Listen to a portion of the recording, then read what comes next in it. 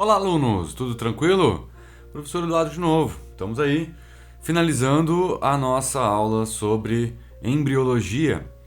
Nessa segunda e última parte, nós vamos continuar vendo alguns dos melhores destinos que têm as nossas células no início do desenvolvimento.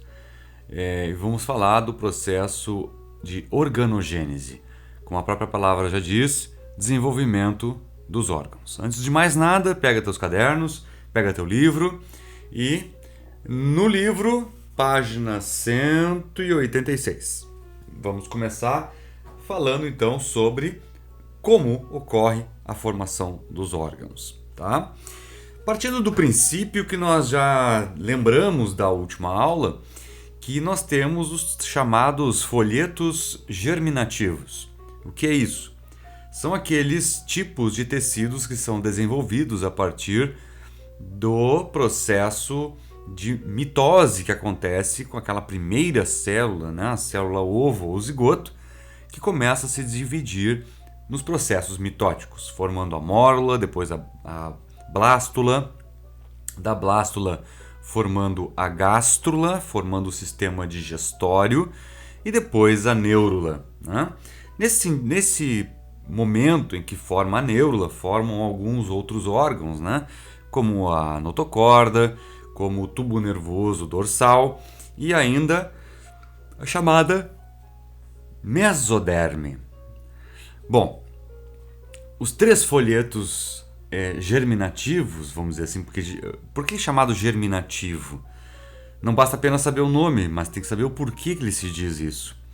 Se a palavra é chamada germinativo, quer dizer que ele germina. Realmente, ele germina desenvolvendo alguns tipos de tecido. Três tipos de células dão origem a todos os tipos de órgãos que existem no corpo, tá? O primeiro deles, chamado de ectoderme. Ecton, para fora, né? Derme, tecido. É o tecido mais externo daquela neurula, tá? Ela desenvolve, olha aqui, epiderme e os chamados anexos da epiderme. Glândulas, por exemplo, sudoríparas. Sistema nervoso, algumas glândulas exócrinas, tá?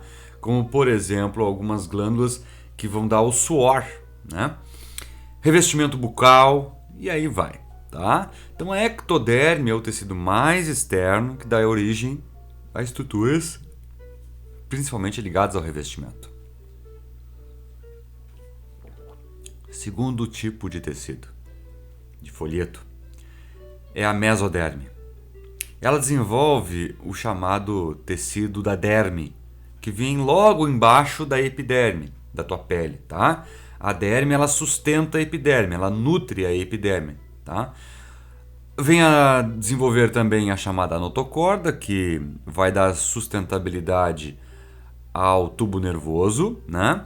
E que para nós, mamíferos, por exemplo, no caso do homem, será substituída pelas chamadas vértebras. Essas mesmas vértebras que compõem a tua coluna vertebral. Tá? Ainda serão formados a partir da mesoderme a coluna, o esqueleto chamado esqueleto axial, né? O aparelho urogenital, sistema circulatório e esqueleto apendicular. Olha, é um dos tecidos mais complexos, é a mesoderme. Nota que ele possui desde o processo de formação de uma estrutura que vai ser substituída em seguida por o chamado esqueleto axial, né, as vértebras, até o tecido que sustenta a epiderme, aparelho urogenital, circulatório todo e o esqueleto que formam os membros. É uma complexidade bastante grande da mesoderme, o que não tira o brilho e o valor da endoderme. A endoderme, o terceiro e último, é o tecido mais interno dentro da neurula. Desenvolve o chamado epitélio respiratório, o último sistema praticamente a se desenvolver num feto. Tá? Glândulas e epitélios do tubo digestivo, revestimento interno da bexiga, por exemplo. Tá? Então, Esses 3 folhetos, ectoderme, mesoderme e endoderme, pessoal, só vão começar a se diferenciar nesses 3 e estar prontos para partir por passo de cada um fazer o seu papel a partir do momento em que a neurula está pronta. Certo? Vamos em frente. Só para botar aqui uma imagem bonitinha de que todos nós um dia estivemos nessa posição, embora alguns já não consigam mais ficar nessa posição aqui, bem dobrados, não é? Dentro do útero materno. Muito bem. Essa imagem traz 4 legendas, né? 2 delas, digamos assim, pertencentes à estrutura do feto, né? O saco escrotal e o pênis, que denota que é um menino, e o cordão umbilical e a placenta. O que eu vou chamar a atenção para esses 2 últimos, placenta e cordão umbilical, porque a partir deste momento nós vamos começar a falar sobre todos aqueles elementos que vão ajudar o embrião a se fixar e se desenvolver, os chamados anexos embrionários. Ok? O que são anexos embrionários? Toda e qualquer estrutura que deriva dos folhetos germinativos, ectoderme, mesoderme e endoderme, mas que não fazem parte do corpo do embrião. Ou seja, o embrião não vai carregar essa estrutura para si. Ok?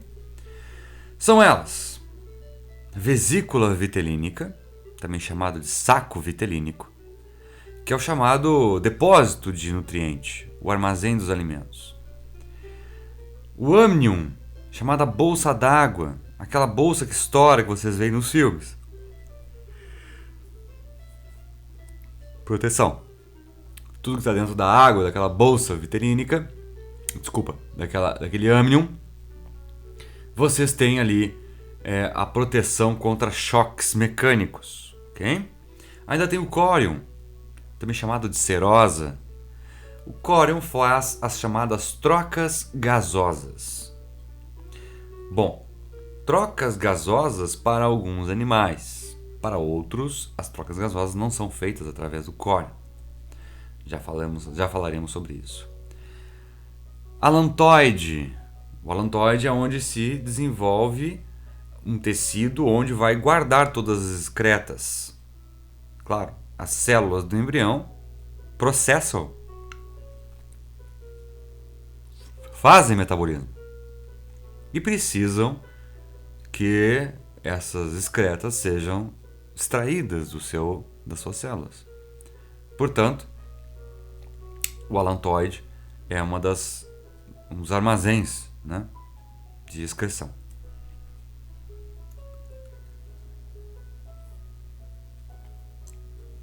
Placenta, cordão umbilical. Placenta e cordão umbilical. Tu vai perceber que esses 2 últimos estão um pouquinho à parte dos outros 4. Os outros 4, pessoal, estão presentes na praticamente todos os animais. Praticamente todos os animais têm. Alguns não têm placenta e cordão umbilical. Placenta e cordão umbilical é um desenvolvimento exclusivo do grupo Mammalia, tá? O grupo dos mamíferos. Sendo que de peixes até o grupo das aves, que é o último até chegar o grupo dos mamíferos, todos possuem vesícula vitelínica, amnion, corium, alantoide. Aquelas dicas de cursinho que vocês vão ver mais à frente um dia na vida mostram que, para lembrar quais são os anexos embrionários, tem aquela sigla VACA-PC. O vaca, claro, com o circunflexo do amnion. Na imagem do lado, vamos procurar aqui a vesícula vitelínica, tá? Saco vitelínico, né? Vesícula vitelínica, o saco vitelínico, tá aqui ele, tá? O amnion, tá aqui essa estrutura esverdeada, aqui ó, tá bem? O córion, toda essa estrutura grande aqui na volta, ó, o córion, faz as trocas gasosas. E o alantoide, tá aqui o alantoide. Todas as excretas são colocadas aqui. Esse indivíduo que está aqui, ele não tem placenta e cordão umbilical.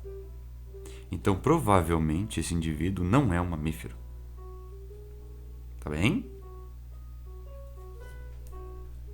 Vesícula vitelínica. Vamos pelas partes, né? Falando de cada uma. É o primeiro anexo a surgir nos vertebrados e se caracteriza por ser uma fonte de nutrição do embrião que não tem contato com a mãe. Importante isso. Tá? Corresponde a uma estrutura em forma de saco ligada à região ventral do embrião. Sua principal função é armazenar reservas nutritivas, formada pela mesoderme e endoderme. Quem é que tem vesícula vitelínica? Peixes, aves, répteis. Todos esses indivíduos possuem ela muito bem desenvolvida, essa vesícula vitelínica. Tá? Os anfíbios não têm uma vesícula típica, né? Uma vesícula propriamente dita. O vitelo fica no interior dos chamados blastômeros. Ou seja, cada célulazinha da blástula possui a reserva nutricional para os anfíbios. E eles consomem aquilo durante o processo de desenvolvimento. Tá?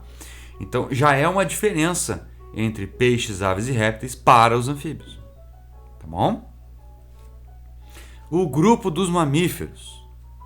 Nos mamíferos chamados eutérios, eu quer dizer verdadeiro, therium, placenta, tá? Do latim, também chamados de placentados, ela é reduzida, visto que a nutrição ocorre pela placenta.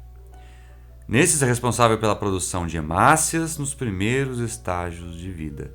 A vesícula vitelínica produz hemácias nos primeiros estágios de vida. Tá bem? Então nota que os mamíferos eles estão praticamente destacados do restante por características placentárias. A presença da placenta faz com que esse tecido, que para alguns é nutritivo, desenvolva um outro papel, um papel derivado. Ou seja, tá? Vamos em frente. Amnion. Cadê o amnion? Tá ali, ó, redondinho, com animação aqui, pá, tá? É uma fina membrana que delimita uma bolsa repleta de líquido. Formada pela ectoderme e mesoderme, o líquido amniótico que tem por funções evitar o ressecamento do embrião, proteger contra choques mecânicos. Representa uma importante adaptação dos répteis à vida terrestre, junto com a fecundação interna, e faz parte do chamado ovo terrestre. Parênteses, pessoal, o primeiro animal a ocupar definitivamente o ambiente terrestre foram os répteis. Eles se desligaram completamente da água porque conseguiram desenvolver um ovo com casca e uma estrutura que evitasse com que o embrião se ressecasse. Continuamos. Esse anexo permitiu aos répteis avançar em terras secas e independência da água para a reprodução. Acabei de dizer isso. Mas tudo bem. Antes de ler, eu já tinha dito. Bom, quem é que possui então amnion? Répteis, aves e mamíferos. Ok? Córion. Cadê o córion? O córion tá aqui, ó. Verdinho, grandão, tá? Membrana fina que envolve os outros anexos embrionários. É o mais externo, formada pela ectoderme e mesoderme. Então o córion, ele evita com que todos os anexos fiquem dispersos, soltos. O córion, ele abraça todos os outros. Ele envolve todos os outros anexos embrionários, tá? Tá ali, ó, em vermelhinho, circulante, tá bem? Junta-se com o alantoide para formar o alantocórium na função respiratória em aves e répteis. Importante essa função. Nas aves e nos répteis, eles formam o alantocórium, uma função que para muitos é extremamente importante porque fazem a troca gasosa. Fica embaixo da casca do ovo. É uma camada de proteção, trocas gasosas com o embrião e o meio externo. É aquela pequena película que fica na volta do ovo quando tu cozinha ela, tá? Ele, no caso, o ovo. Nos mamíferos, ele se une à parede uterina e forma a chamada placenta. Zilhões de questões já caíram nos vestibulares antigos falando sobre isso. Quem é que deriva para a formação da placenta? Córion, tá? O córion é a estrutura que vai desenvolver a placenta juntamente com a parede uterina, tá bom? Nos mamíferos. Alantoide, aqui a imagem ficou um pouquinho ruim. O alantoide é uma membrana ligada à parede posterior do intestino do embrião. E também é uma membrana que tem um formato de saco, formada pela endoderme e a mesoderme. Faz trocas gasosas nos répteis e nas aves, armazenamento discretas, remoções de sais de cálcio da casca e incorporação do esqueleto, facilitando a saída do animal ao nascer. Nota como a natureza é sincronizada. Tudo que a mãe deixa de cálcio no ovo, na casca do ovo, é removida ao longo do processo de desenvolvimento do embrião, até feto, para que esse animal consiga ter condições de desenvolver o seu esqueleto, já que ela não está em condições de nutri-lo, não é? E fazendo com que esse ovo fique mais fraco e ele consiga rompê-lo ao momento do nascimento. Já nos mamíferos, é reduzido e forma o cordão umbilical. Outro anexo embrionário importante, alantoide, que também é citado em muitas questões. Alantoide forma o cordão umbilical. Então, o córion formando a placenta, juntamente com a parede do útero, e o alantoide formando o cordão umbilical nos mamíferos. Placenta propriamente dita, ok? Uma estrutura vascularizada em mamíferos que se forma do córion mais alantoide e do endométrio materno. Endométrio, só para relembrar, é a parte interna do útero, né, a parte mais interna, onde o embrião se fixa. A gente chama de nidação, tá? Não é considerada por muitos autores como um anexo embrionário, já que tem uma parte materna e outra fetal. O que nós vamos considerar? Sim, como um anexo embrionário, tá bem? Permite a troca de substâncias entre o organismo materno e o feto. Os primeiros meses de gestação, a placenta trabalha produzindo o hormônio progesterona, além de substâncias de defesa. Uma barreira, contra infecções, faz a nutrição, a respiração, a excreção deste feto. Tá? Aqui é uma fotografia do que é a placenta quando retirada, né? Cordão umbilical, os vasos de irrigação, né? Cordão umbilical ligando aqui ao feto, né? Vasos de irrigação que conectam-se no endométrio. Uma animaçãozinha bonitinha, só para ficar animadinho. Ocorre onde essa placenta? Mamíferos metatérios. Metatérios é uma classificação de mamíferos chamados de mamíferos marsupiais.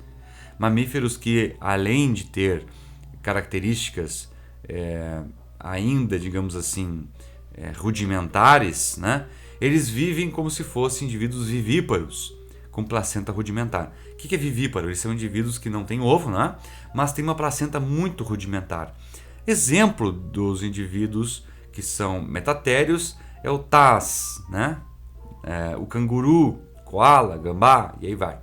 E os mamíferos eutérios, os verdadeiros placentários. Vivíparos com placenta bem desenvolvida, o grupo dos primatas, o grupo dos canídeos, né, o grupo dos cães, e aí vai. Não ocorre nos prototérios monotremados, o grupo dos ornitorrincos, tá? Porque botam ovos, tá bem? Então são grupos que são não dependentes da placenta. Funções da placenta, tá? Como função principal da placenta, ela tem a função de levar sangue oxigenado e nutritivo para o feto e ter ainda a capacidade de remover sangue e excretas deste feto. Vamos identificar esse desenho aqui como está sendo esquematizado. Tá? Aqui está, claro, sendo representado um pedaço do cordão umbilical, sendo então que dá a entender que o cordão umbilical segue para a esquerda, né? Então em direção ao feto, e aqui à direita nós temos a placenta. Vamos identificar as cores. Normalmente, tá? As chamadas artérias na anatomia humana são representadas pela cor vermelha. Pela cor azul são normalmente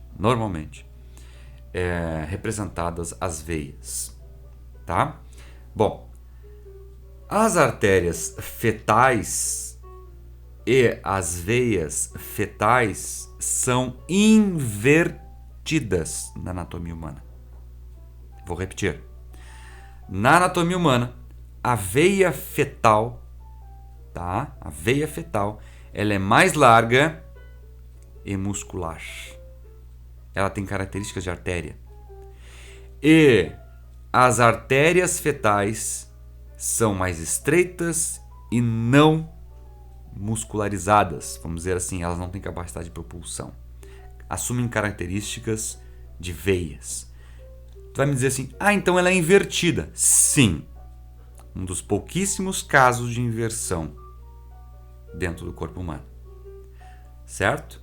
Então, quem leva o sangue nutritivo oxigenado para o embrião é uma veia e não uma artéria. Porque tu vai estudar a anatomia humana, tu vai ver que as artérias são todos aqueles que saem do coração repletos de oxigênio e nutriente em direção aos tecidos. Neste caso, pessoal, não. Neste caso, ele é invertido. Quem vai levar é uma veia.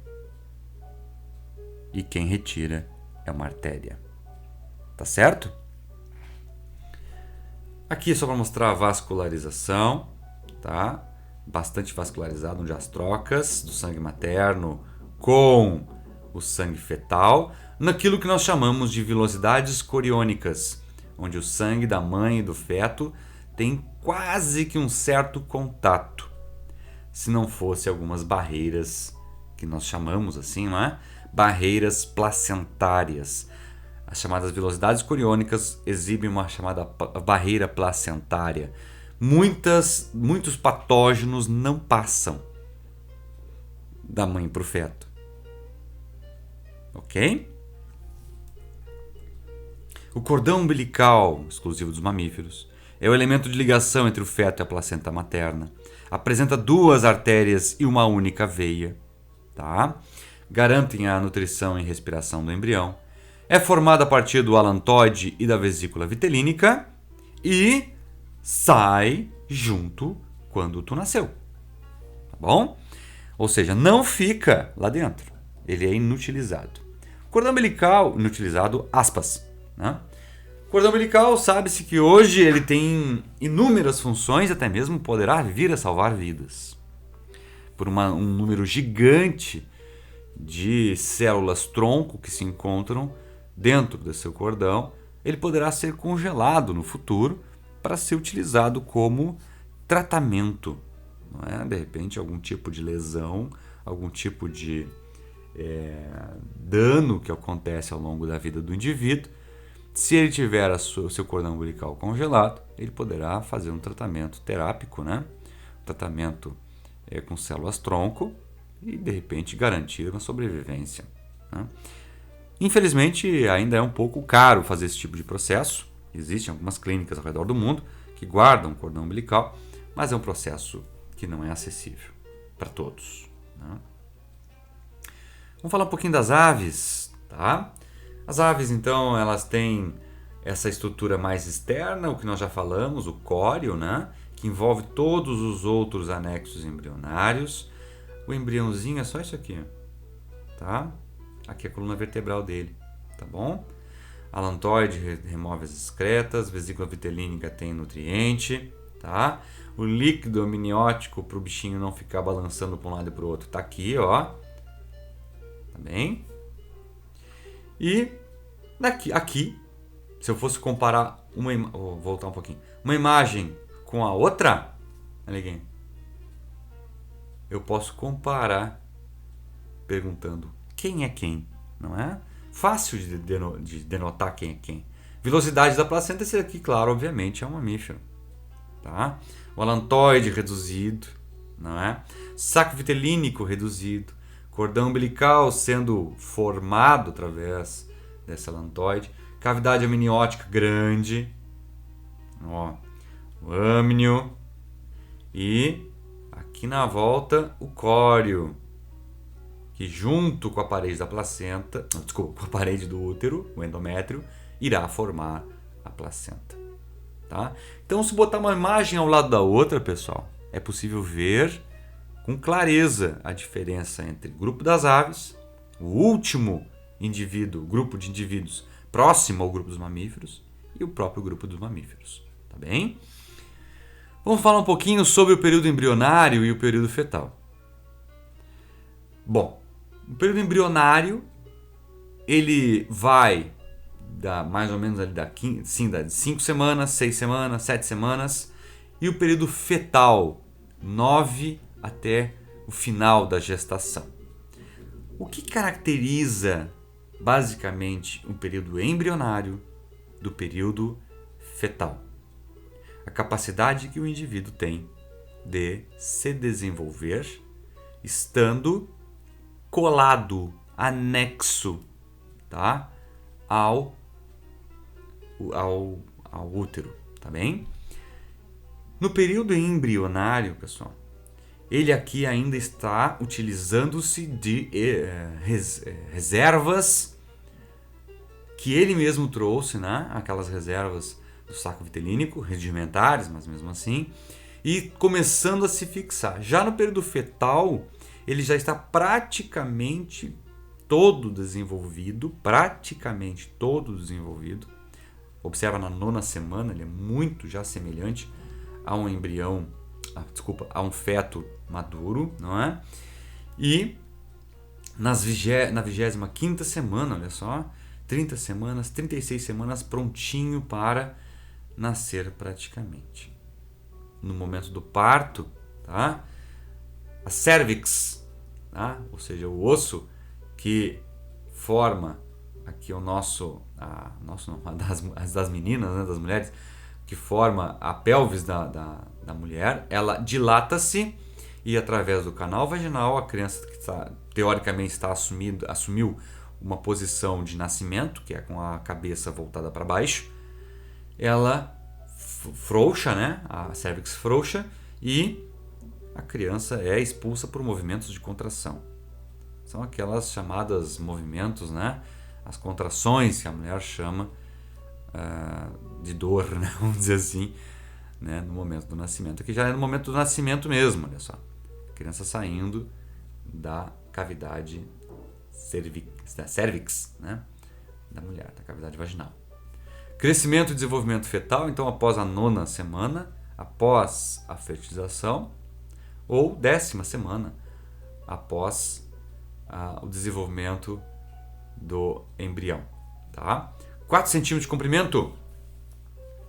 O desenvolvimento no período fetal consiste no crescimento e maturação das estruturas formadas no período embrionário. Então, algumas estruturas já estão prontas, tá? Maturação de estruturas formadas, coluna vertebral, fígado, broto do broto do braço, tá? Cérebro já começando a desenvolver mais, né? E assim sucessivamente. 4 centímetros de comprimento. Já na 12ª semana, nota que já é diferente, tá? 12ª semana, o útero já é palpável, já consegue sentir ele, acima da sífice pubiana, ou seja, logo em cima da bexiga, assim, tá? O tamanho do feto vai de 6 a 7 centímetros e mais ou menos 13 gramas, ou seja, não pesa quase nada. aparecem os centros de ossificação, onde vai começar a se formar as placas do crânio, as estruturas das vértebras, dos ossos, dos membros, as diferenciações dos dedos, desenvolvimento do nariz e da pele, cabelos rudimentares, genitália externa começa a se definir e iniciam os movimentos espontâneos. Aqueles movimentinhos pequenos, a mãe pouco sente, mas algumas, né? Movimentos do próprio embrião. Desculpa, feto, tá? O feto já tem 12 semanas, ele já tem essa carinha aqui, ó. Tá? Ele tem essa carinha, uma grande bolsa, a formação da placenta, olha aqui, ó, bem pequenininho, né? 7, 8 centímetros, uma massinha de 13 gramas aí, quase nada. Para ter uma noção que ele é tão pequeno que isso aqui é uma das dobras, né, da parede interna do endométrio, é uma das dobras. Então é tão pequenininho ainda que se encaixa numa dobra. Já é alimentado pela placenta, conduzido esse alimento e gases e tal, também pelo cordão umbilical. Ok? Com 16 semanas já tem 110 gramas. O sexo pode ser determinado a partir da 14ª semana, já é possível verificar, né?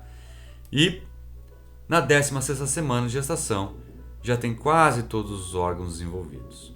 Os olhos ainda estão fechados, mas as mãos e os pés começam a se mover, embora a mãe praticamente não perceba. Tá?